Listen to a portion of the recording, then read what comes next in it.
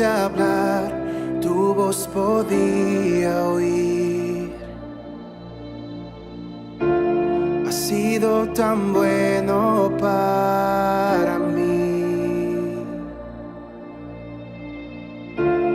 Antes de respirar, soplaste tu aliento en mí. Has sido tan bueno para mí. Tu amor me envuelve, me sostiene, amor sin condición. Me persigue y deja las 99 y va por mí. No puedo ganarlo ni merecerlo. Tu amor se entregó por mí.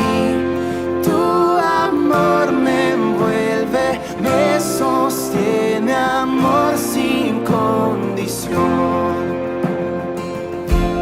Cuando enemigo fui, tu amor luchó por mí. Has sido tan bueno para mí. Cuando indigno fui, pagaste el precio por mí. Has sido tan bueno para mí.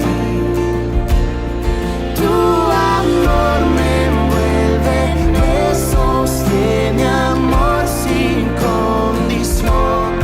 Me persigue y deja las 99 y va por mí. No puedo ganarlo ni merecerlo. Tu amor se entregó por mí. Tu amor me envuelve, me sostiene, amor sin condición.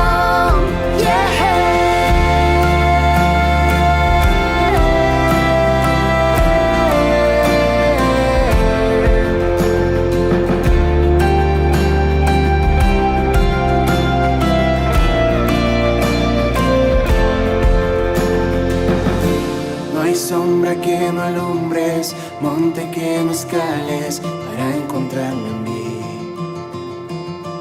No hay pared que no derrumbes, cadena que no rompas para encontrarme a mí. No hay sombra que no alumbres, monte que no escales para encontrarme a mí. No hay pared que no derrumbes, cadena que no rompas para encontrarme a mí. Tu amor me envuelve, me sostiene, amor sin condición. Me persigue y deja las 99 y va por mí. No puedo ganarlo ni merecerlo. Tu amor se entregó por mí. Tu amor me envuelve, me sostiene, amor sin condición.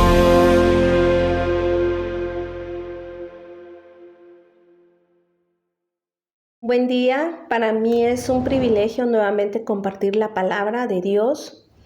Sabemos que hoy es domingo y que este es el día que hizo el Señor. Dice la palabra de Dios que nos gozaremos y nos alegraremos en Él. El tema que Dios ha puesto en esta semana para compartir con ustedes es acerca de la otra cara del amor.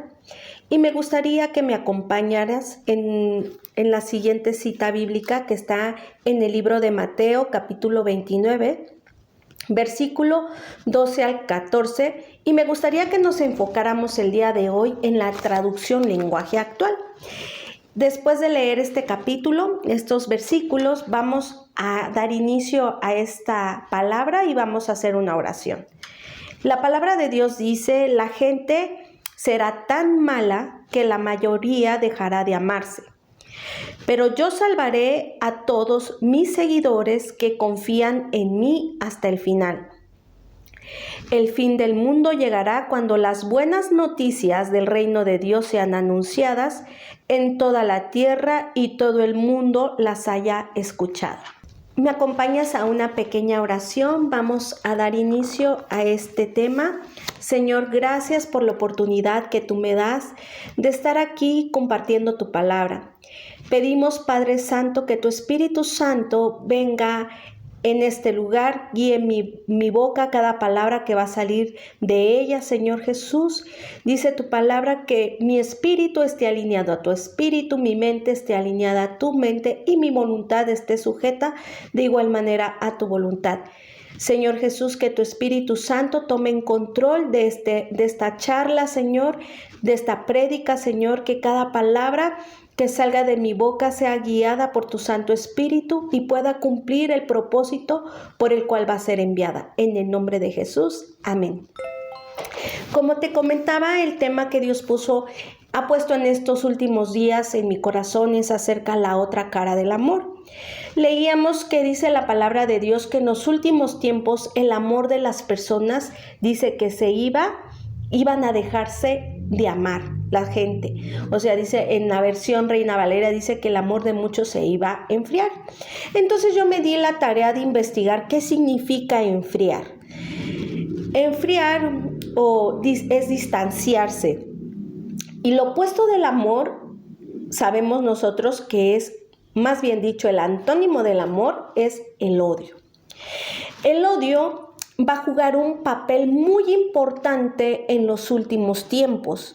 Es un espíritu que va a cobrar mucha fuerza. Actualmente hemos visto que mucha gente ha estado intolerante. Hemos visto que la maldad en nuestra ciudad, en nuestro país, en todo el mundo ha ido en aumento. ¿Por qué? Porque la palabra de Dios dice eso, que la mayoría dejará de amarse. Y me gustaría compartirte lo que dice el libro de Malaquías, capítulo 4, versículo del 5 al 6, y vamos a hablar acerca de lo que es el espíritu de Elías. Y dice, antes que yo llegue el día en que yo los castigaré, les enviaré al profeta Elías. Él hará que los padres se reconcilien con los hijos y vivan en paz. Pero si no se reconcilian, yo vendré y destruiré la tierra. ¿Por qué hago mención de este versículo? Porque acuérdense que el Antiguo Testamento termina precisamente con el libro de Malaquías. Y si hacemos referencia, es el último versículo que se lee del Antiguo Testamento, habla acerca de una reconciliación. Entonces, quisiera hablarte de lo que es el espíritu de Elías y por qué la importancia del Señor de decir que Él tiene que enviar a su espíritu a reconciliar nuestra relación entre padres e hijos. Precisamente porque en la palabra que acabamos de leer en Mateo dice que en los últimos tiempos íbamos a dejar de amarnos. ¿Qué es lo que provoca que a veces dejemos de amarnos? Los conflictos. Y algo que ha estado muy presente en estos tiempos es que la mayoría de los que estamos aquí, que conocemos al Señor Jesucristo, creo que las mayores pruebas y adversidades o problemas surgen dentro de nuestro hogar. Y para mí es muy importante que podamos comprender que nosotros debemos de distinguir al autor de esos conflictos, que ustedes saben que el enemigo vino a matar, a destruir, a separar, a traer disensión entre hermanos. Y actualmente, si no sabemos discernir lo que es un enojo a un odio, estamos propensos a formar parte de esas personas que nos vamos a enfriar. Para el Señor es muy importante el amor. En el libro de Mateos y dentro de los 10 mandamientos dice que amarás al Señor tu Dios con todo tu corazón, con toda tu alma, con todo tu cuerpo y con todas tus fuerzas, con todo tu ser, con toda tu mente. Y dice el segundo mandamiento, dice que amarás a tu prójimo como a ti mismo. Entonces, para el Señor es tan importante que no nos olvidemos del amor.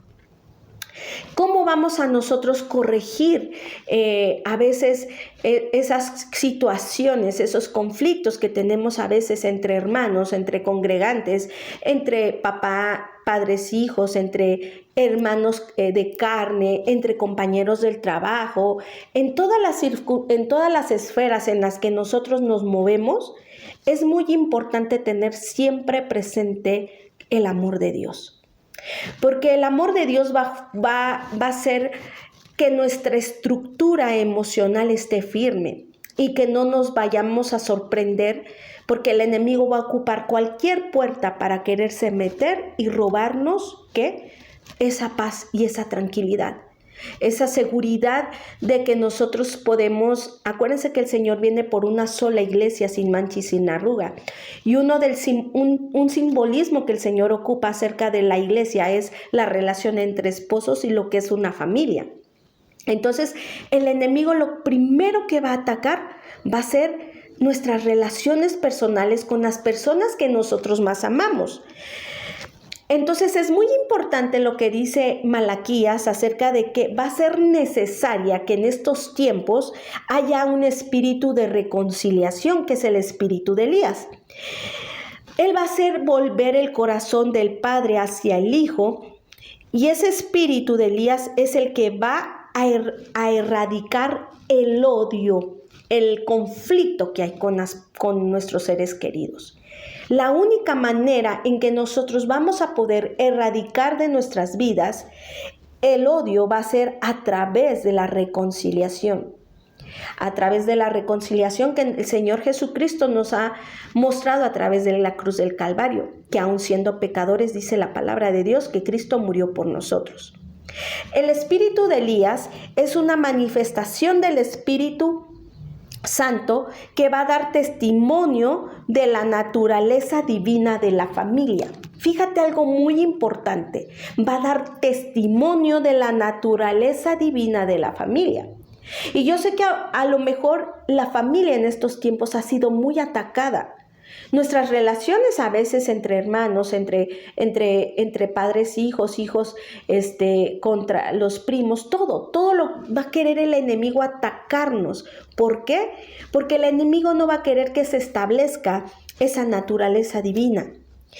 Entonces, lo que Dios busca es inspirar a las personas a buscar a nuestros antepasados y a miembros de nuestra familia para que nosotros podamos estar presentes en esa reconciliación que es necesaria.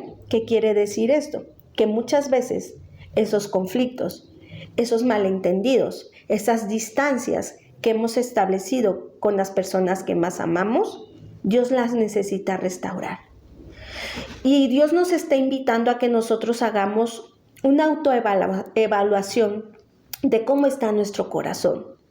¿Qué fundamentos, qué estructuras están dañando nuestros fundamentos en nuestras emociones, en nuestra forma de ser?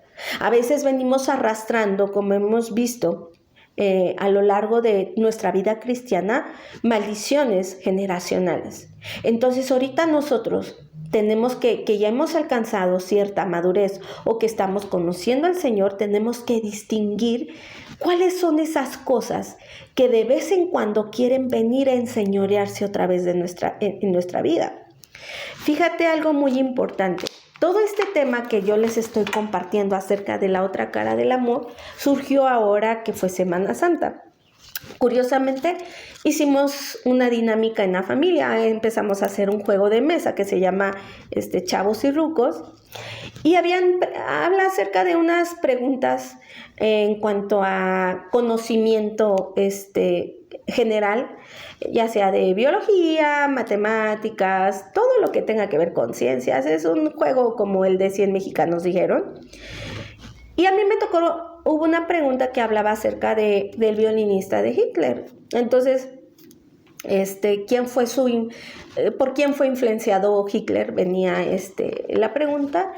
Y cuando yo escuché ese nombre, removió algo en mí. Dije, ¿cómo es posible que un violinista haya influido mucho en la vida de este genocida? que llevó tristemente al holocausto, al holocausto del pueblo judío, ¿no? Entonces, pasando los días, me nació y empecé a estudiar un poquito acerca de eso, me llamó la atención. Y investigando, di con ese violinista. El violinista se llama Richard Wagner. Y Richard Wagner fue un influencer en la vida de Hitler. Era violinista y él fue el encargado de llenar de veneno, de sembrar en la vida de Hitler un odio hacia el pueblo judío. Richard Wagner fue el artífice de la masacre del pueblo judío que conllevó a lo que es el holocausto. Era un violinista destacado, muy famoso por sus obras musicales, pero fíjate algo muy importante, el que sentía ese odio hacia el pueblo judío fue precisamente este violinista, y que se volvió como lo que ahorita comúnmente hemos visto por redes sociales como el influencer que seguía a Hitler, ¿no? Por eso es tan importante, es tan delicado saber a quién sigo yo, a quién oigo, a quién sigo en mis redes sociales, porque puede ser que alguien, que ese influencer, esa persona que tú sigues en tus redes sociales, estén llenando tu vida de odio. Fíjate algo tan sencillo. A veces uno se despierta con las noticias de que hay muchos feminicidios. ¿Por qué? Porque alguien llenó su corazón de odio, de falta de perdón, y lo primero que es, la puerta más fácil es matar. Entonces es tan delicado eso. Vemos en Estados Unidos cuántos niños que por hacer hacen retos de cómo matar a sus compañeros en las clases y no sienten enojo, no sé cómo podremos describir qué es lo que sucede en el corazón de estos chicos que hacen, que provoquen esas masacres. ¿Por qué? Porque el odio, dice la palabra de Dios, que en los últimos tiempos iba a crecer. La maldad de la gente va a crecer. Y en los tiempos que estamos viviendo ahorita, lo estamos viendo hecho una realidad en nuestro México, en donde muchas niñas han sido secuestradas, violadas, muchas mujeres sufren violencia, violencia familiar. Hemos visto lo que es la pornografía, hemos visto cómo aún cuando te pasas un alto, cuando la gente va molesta, si no te gustó cómo manejó y te rebasó, lo primero que sale de la persona es una rabia, es un coraje de querer matar, y eso hay que tener mucho cuidado porque como que lo hemos como que es algo normal, lo hemos normalizado y hemos hasta pensado que es algo común, y esto no es algo común. La palabra de Dios dice que en los últimos días el amor de mucha gente se iba a enfriar. ¿Qué quiere decir? Que iban a buscar venganza, que iba a crecer el odio entre personas. Y el odio es un conflicto que no se resuelve cuando usted se enoja. O sea, el odio, hay que entender dos cosas, que enojarse no es lo mismo que odiar, ¿ok? Enojarse es un sentimiento, es una emoción, pero la diferencia que se esconde entre el enojo y lo que es el odio es que el odio es tan astuto que siempre se va a esconder en lo más profundo de nuestro corazón y que se va a presentar intermitentemente. ¿Qué quiere decir esto? Que de vez en cuando ciertos recuerdos van a quererse volver a levantarse, pero cuando este espíritu se levanta, lo hace con mayor fuerza.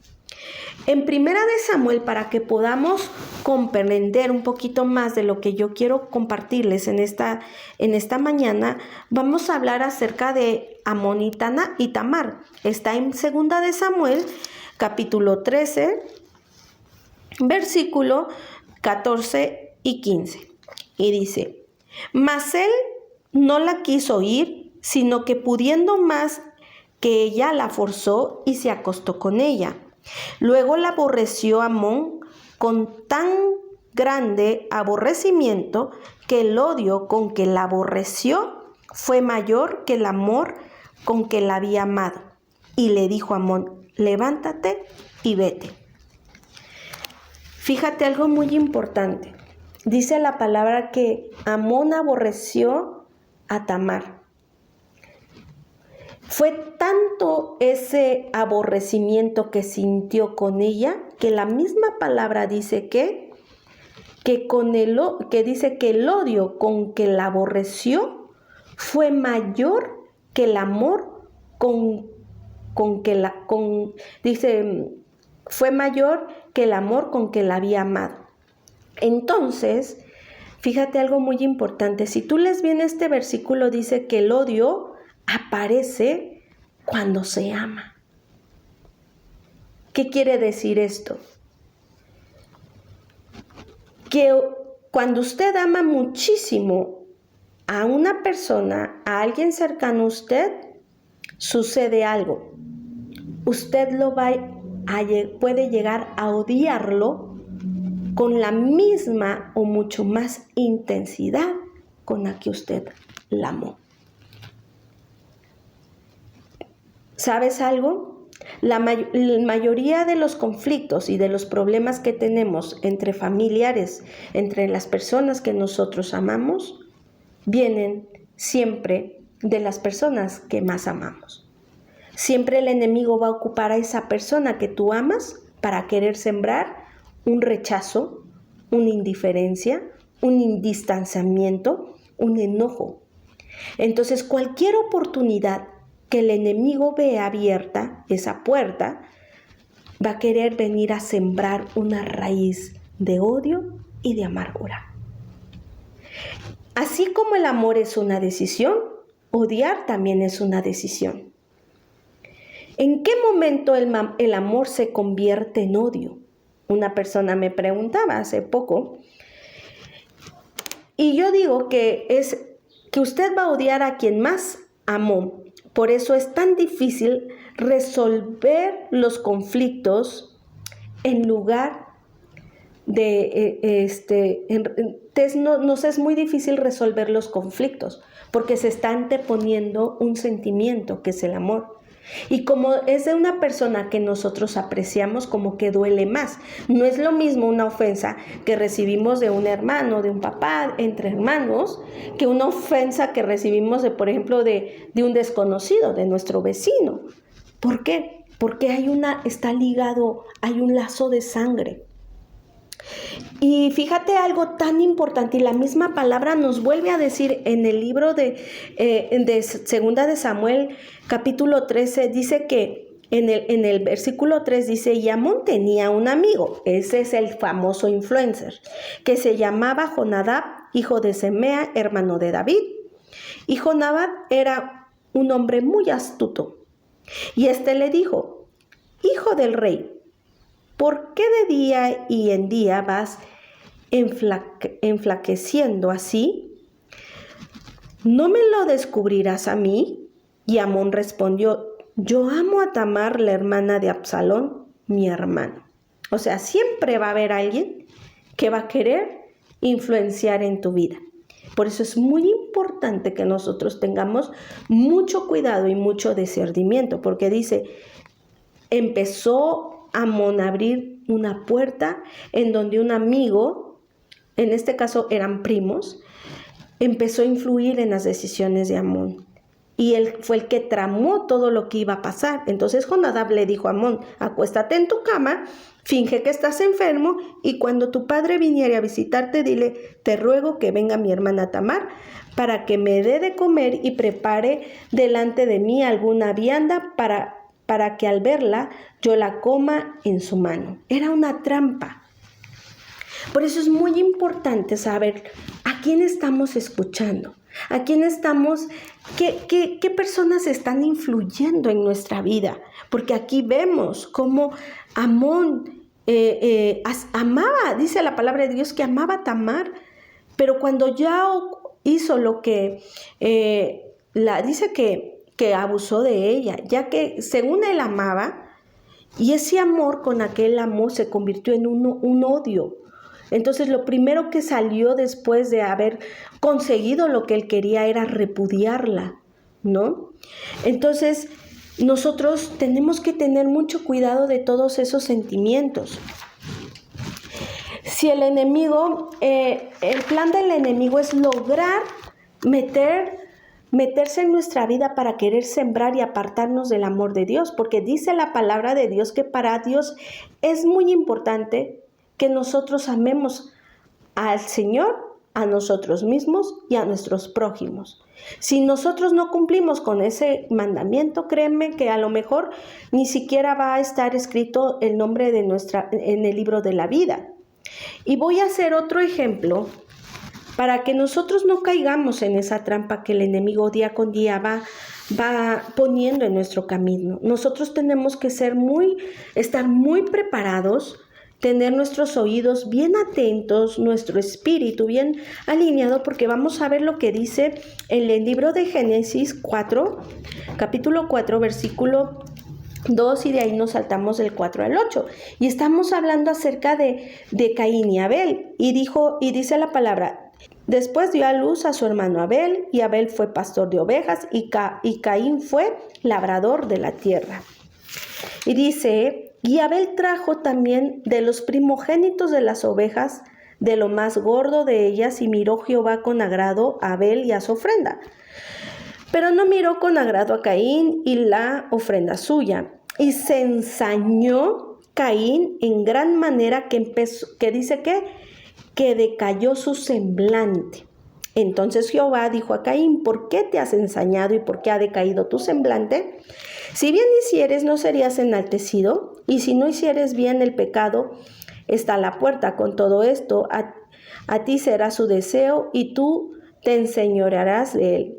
Y dijo Caín a su hermano Abel: salgamos al campo. Y aconteció que estando ellos en el campo, Caín se levantó contra su hermano Abel y lo mató. Fíjate algo muy importante. Lo primero que pasó en la vida de Caín fue que se ensañó, se enojó.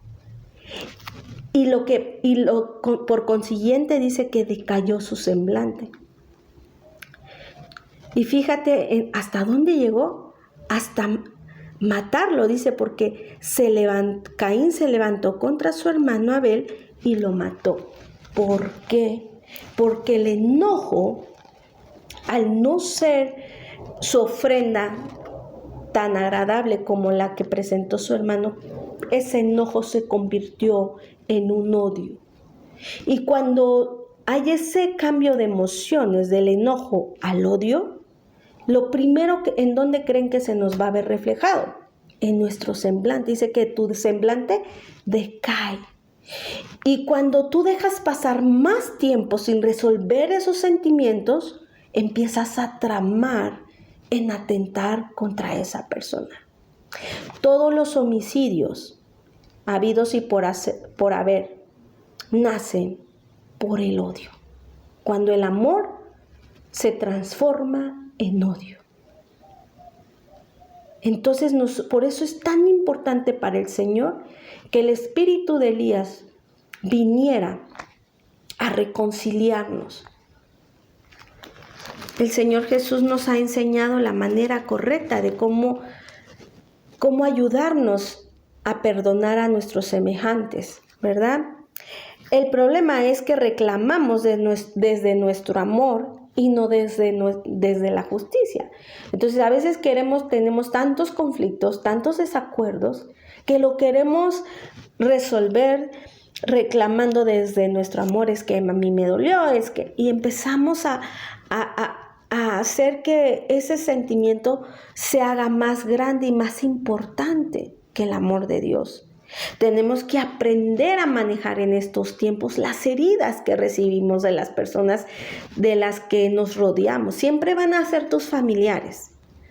Todos tenemos problemas con nuestra familia, Podemos enojarnos, es válido, pero la palabra de Dios dice que no se ponga el sol sobre tu enojo, porque en el momento que el sol se pone sobre tu enojo, es ahí donde empiezan a nacer el odio, el resentimiento, los homicidios, todas esas barbaridades que el enemigo ocupa porque descuidamos y porque bajamos la guardia. La herida puede desarrollar una máxima expresión de odio. Por eso es muy importante que en el momento que tú detectas una herida, tienes que ir a sanarla en ese instante. Si tú dejas que esa herida siga latente, va a desarrollar una máxima expresión de odio. Y es más difícil y es más, no es que sea imposible, pero cuesta mucho más trabajo solucionar las raíces de amargura, porque es ahí donde ya entra un espíritu y entonces tenemos que pasar por un momento de liberación. Entonces es muy importante cómo detectar cuando algo esa herida ya se ha desarrollado a tal grado de que ya nos llega a afectar aún más allá de lo que a veces nos podemos imaginar. Es cuando nosotros decimos, esto nunca lo voy a perdonar, esto no lo esperaba de ti. Cuando nosotros empezamos, o nunca lo imaginé que me ibas a pagar de esta manera, cuando empezamos a detectar ese tipo de frases y de comunicación, nosotros tenemos que estar alertas, porque entonces ya la herida se está transformando en un odio. Si alguien a quien usted ama lo hiere, el enemigo va a querer sembrar odio. Grábatelo eso en tu cabeza.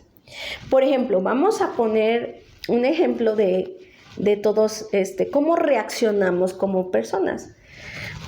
Voy a poner el ejemplo en el caso de las mujeres. Cuando nosotros subimos de peso y vamos a una tienda departamental y queremos ir a comprar un vestido, un pantalón, una blusa, cuando vamos a la tienda departamental, la señorita nos va a canalizar en donde están las tallas. A lo mejor vamos a suponer que estoy subida de peso y luego la persona te va a canalizar al área donde venden las tallas relacionadas con el peso que unos tenemos. Cuando sucede eso y tú vas a comprar, no te enojas que te manden al área de tallas un poco más grandes, ¿no? Yo no he visto que alguien se enoje.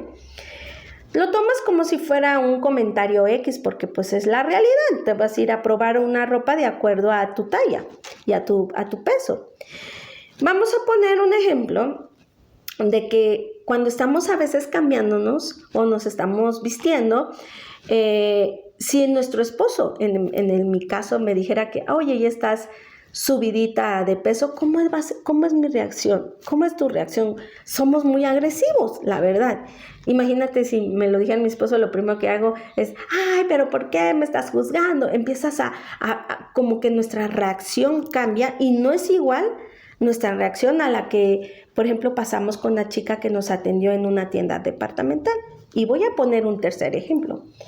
Suponiendo que yo me estoy viendo en el espejo y me estoy queriendo poner un pantalón y digo, ay, este pantalón no me queda y estoy haciendo un esfuerzo por ponérmelo. Y digo, ay, y yo digo, ay, ya estoy engordando y que no sé qué. Y hasta ahí, y no pasó a mayores. A lo mejor te enojaste por un momento contigo, pero la reacción, te diste cuenta que en los 3 casos fue diferente, ¿verdad? ¿Por qué reaccionamos de esa manera? Porque viene de una persona a la que nosotros amamos. Este es un ejemplo muy sencillo. Pero en la vida cotidiana nos enfrentamos a miles de ejemplos, a miles de situaciones que reaccionamos de manera agresiva y que lo tomamos algo personal, ¿no? Y subo a alguien en su estado un comentario y tú ya lo relacionas contigo y empiezas a crearte una fantasía, una historia que no tiene nada que ver contigo, simplemente que como tú tienes un problema, tú estás en guerra con alguien, ya lo empiezas todo a relacionar de manera personal.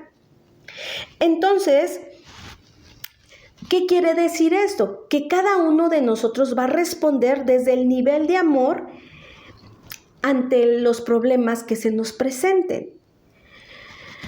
Porque al que más amas, el enemigo va a querer que tú lo odies más. Porque el enemigo se maneja de esa manera, se mueve, esa es su naturaleza. Y la herida te hace disfrazar el amor en odio. Esta frase me gustó, dice, la herida te hace disfrazar el amor en odio. El enemigo empieza a plantar una raíz de odio que se va a convertir a la larga en un espíritu. Y acuérdense que la palabra de Dios dice que cuando entra un espíritu, entran 7 más con ellos. Entonces, el odio, ¿qué es lo que va a promover el odio en nosotros? Va a promover que se nos nuble el amor. ¿Por qué? Porque cuando se nos nubla el amor, no escuchamos razones. Va a crear en nosotros desprecio, menosprecio. Y vamos a leer en la palabra de Dios. Yo quisiera compartirles acerca también de que el odio es tener una guerra de ti en contra de alguien.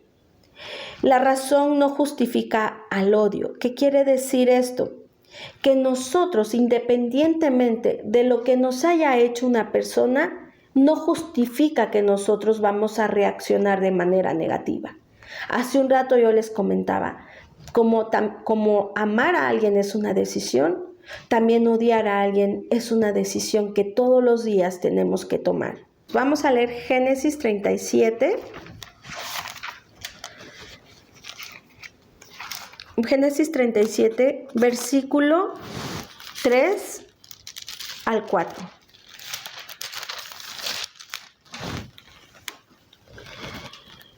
Al 5. Y dice, y amaba a Israel a José más que a todos sus hijos, porque lo había tenido en su vejez. Y le hizo una túnica de diversos colores. Y viendo sus hermanos que su padre lo amaba más, que a todos sus hermanos le aborrecían y no podían hablarle pacíficamente. Y soñó José un sueño y lo contó a sus hermanos y ellos llegaron a aborrecerle más todavía. Vámonos al versículo 18, dice, cuando ellos lo vieron de lejos, antes que él llegara cerca a ellos, conspiraron contra él para matarle. A mí me sorprende cómo es que el odio que los hermanos de José tenían con él. Fíjate que si nos vamos detenidamente leyendo este pasaje, dice que Israel, o sea, el papá de José y de sus hermanos, amaba más a José que a todos sus hijos. ¿Por qué? Porque lo había tenido en la vejez. Y era tan amado que su papá le hizo una túnica de colores solamente a él y dejó a un lado a sus otros hijos. Este hecho marcó mucho la vida de sus hermanos, porque a partir de ese momento los hermanos se ensañaron y aborrecían en gran manera a José. A ver, ¿con quién debió de haberse enojado los hermanos de José? Lo más natural y lo más lógico es que se iban a enojar en contra de su papá, porque el papá era el que había creado esa distinción entre hermanos. Pero no, los hermanos no llegaron a odiar a su padre. Es como sustituyeron ese rencor que debieron de haber tenido contra su padre, lo sustituyeron teniendo ese odio hacia José. ¿Por qué? Porque a veces el odio nos va a hacer sustituir ese enojo en contra del que no tiene la culpa. Y vemos más adelante cómo ellos empezaron a crear planes maquiavélicos para matarle. Y si nos vamos a más adelante, vemos que a pesar de que hicieron todo lo posible por hacerle creer a Israel que José había muerto, que cuando murió y él creyó y dio por muerto a José, dice que sus hijos se quisieron acercar a consolarlo y él no quiso recibir consuelo. Y su vida de Israel no fue igual desde que él se enteró que había muerto su hijo. ¿Qué quiere decir esto? Que como no estaba bien enfocado o no estaba el odio que estos hermanos sentían en contra de José, ellos pensaron que el culpable era José y pensaron que alejándolo de la familia, el papá iba a volver su corazón hacia ellos y que ellos ahora iban a ser los favoritos, ¿verdad? No sucedió. Y creo que en el transcurso del capítulo vemos que ellos se lamentaron de por vida que su papá nunca fue el mismo. Y es por eso que después vemos cómo tiene que haber una reconciliación entre José y sus hermanos. Y por eso para el Señor Jesucristo lo que dice en Malaquías es muy importante. Es tan importante que el espíritu de Elías venga a reconciliarnos en los últimos tiempos. Vamos a ver nuevamente ahora la vida de David y vamos a leer lo que es Primera de Samuel 16, Primera de Samuel 16, y lo mismo sucede vemos muchos ejemplos que el Señor nos ha dado a través de su palabra. Y vemos en el momento en que Samuel unge a David. Vamos a leer lo que es el 13 al 14. Dice, y Samuel tomó el cuerno de aceite y lo ungió en medio de sus hermanos, y desde aquel día en adelante el espíritu de Jehová vino sobre David. Se levantó luego Samuel y se volvió a Ramá. Luego viene David, toca para Saúl. En el versículo 14 dice, y el espíritu de Jehová se apartó de Saúl y le atormentaba un espíritu malo de parte de Jehová. Y vemos que en los siguientes versículos vamos a ver que a partir de ese momento viene un espíritu de tormento en la vida de Saúl y que es el pretexto que el Señor ocupó para que David entrara en escena, porque así fue. Y cada vez que el espíritu venía a atormentar a Saúl, dice que David tocaba el arpa y el espíritu se iba, maligno se iba. Pero vemos más adelante cómo es que con el tiempo, cuando va y mata a David al gigante, al Goliat, vemos que cuando van entrando a la ciudad, se empezó a enojar Saúl porque las mujeres gritaban que Saúl hirió a miles y David a sus 10,000, y dice la palabra de Dios, y se enojó Saúl en gran manera y le desagradó el dicho y dijo, a David dieron 10,000 y a mí 1,000, no le falta más que el reino.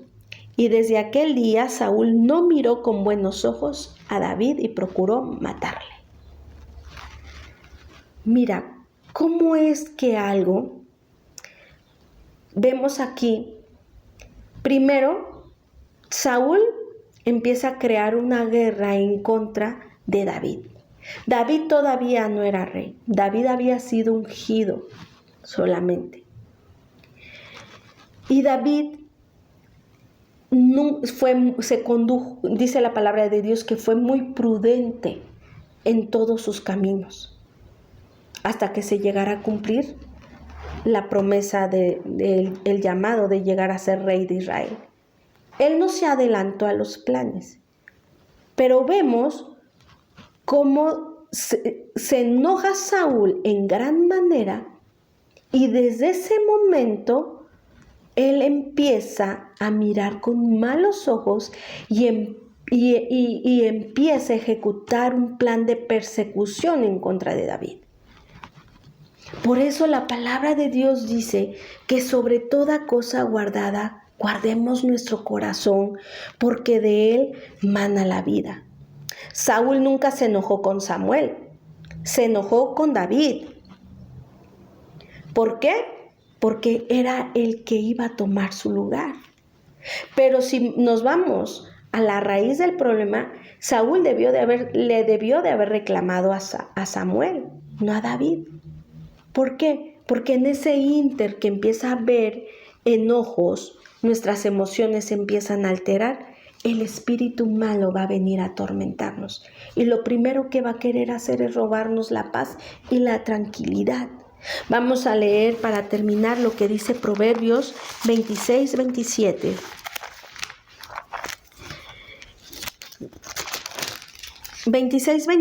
Que dice: aunque su odio se cubra con disimulo, su maldad será descubierta en la congregación.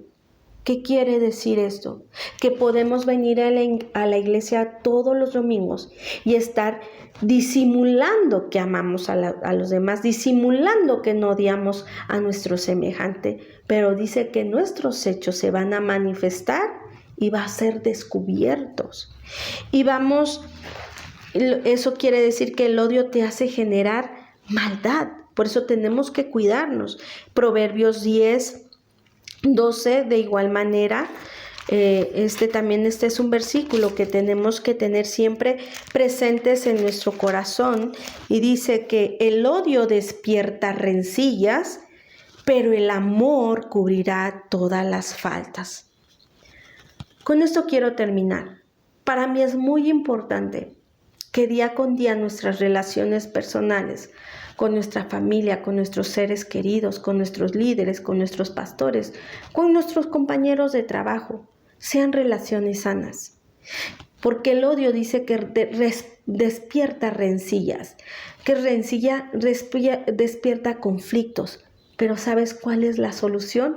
El mismo versículo dice pero el amor cubrirá todas las faltas. En otro versículo de la Biblia dice que el que ama mucho, perdona mucho. Y que el que se le perdona mucho, ¿mucho qué? Mucho ama. Entonces, en estos tiempos que estamos viviendo, donde se va a levantar nación contra nación, padre contra hijo, esposo contra esposa, nosotros tenemos que ser esos facilitadores del amor de Dios. La palabra dice que el amor cubrirá todas las faltas. También vemos en la palabra de Dios que le dice: ¿cuántas veces tengo que perdonar a mi prójimo? 70 veces 7. Y sobre todo, uno de los mandamientos que el Señor nos marca y nos ha establecido en su palabra es que dice que el primer mandamiento es: amarás al Señor tu Dios con todo tu corazón, con toda tu alma, con todas tus fuerzas, con todo tu ser, con toda tu mente, y amarás a tu prójimo como a ti mismo. ¿Cuál es el prójimo? Es nuestro próximo, el que está a nuestro lado, con el que convivimos en la semana. Tu papá, tu mamá, tus hijos, tus jefes, tus compañeros. Dios nos ha dado la capacidad de amar. Y nosotros tenemos que tener cuidado con esos asesinos espirituales que vienen a robarnos nuestra paz. En Primera de Juan, vamos a leer en Primera de Juan, capítulo 4, versículo 20, dice: y si alguno dice yo amo a Dios y aborrece a su hermano, ¿qué dice la palabra de Dios? Es mentiroso. Pues el que no ama a su hermano a quien ha visto, ¿cómo puede amar a Dios a quien no ha visto? Y nosotros tenemos este mandamiento de él: el que ama a Dios, ame también a su hermano. Yo quiero terminar con este versículo, porque muchos nos jactamos de amar al Señor y a veces vivimos equivocadamente pensando que lo amamos. ¿Sabes cuál es la medida del amor? Es amar sin medida.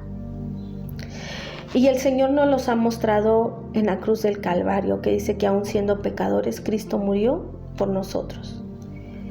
Y nosotros tenemos que tener presente este mandamiento: el que ama a Dios también debe de amar a su hermano, a su prójimo.